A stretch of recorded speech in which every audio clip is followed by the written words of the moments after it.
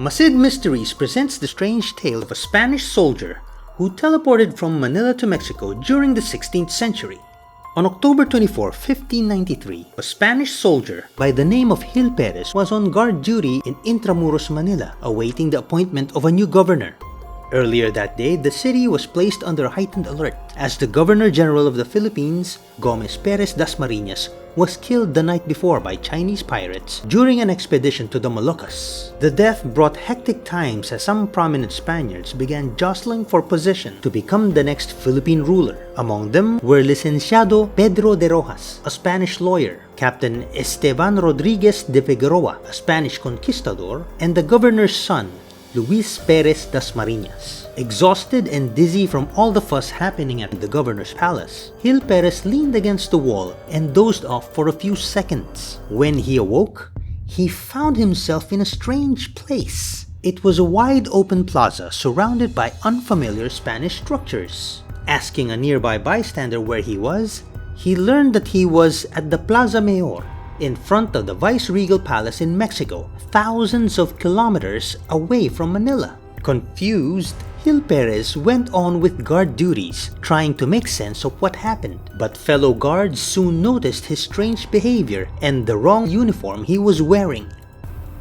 Suspected of deserting his post, Gil Perez was brought to authorities for questioning. Among them included the Viceroy of New Spain, Luis de Velasco, whose palace he was suddenly teleported to. The Viceroy found nothing suspicious about Gil Perez's account, save for the story of Governor Gomez Dasmariñas, whose assassination Mexico would find out several months later. But religious officials caught word of Gil Perez's strange tale and asked he be turned over to the Holy Tribunal of the Inquisition, more commonly known as the Spanish Inquisition, for further questioning.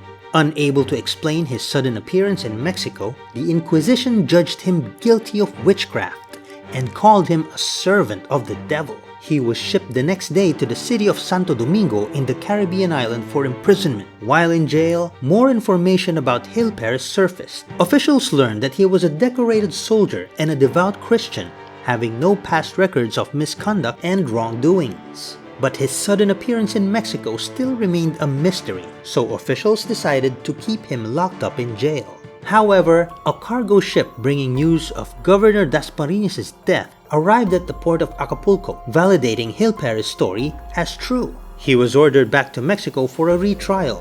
While on his return voyage, some of the passengers recognized him as one of the Manila governor's palace guards. Officials couldn't find any other reason to keep him, and he was finally set free.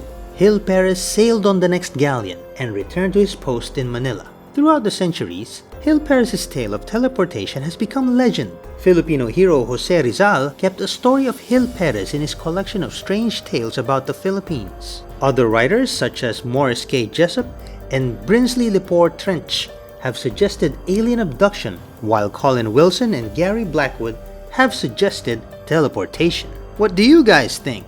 Do you believe in teleportation? Are there other unexplained Filipino stories you know lurking in the dark? Comment below.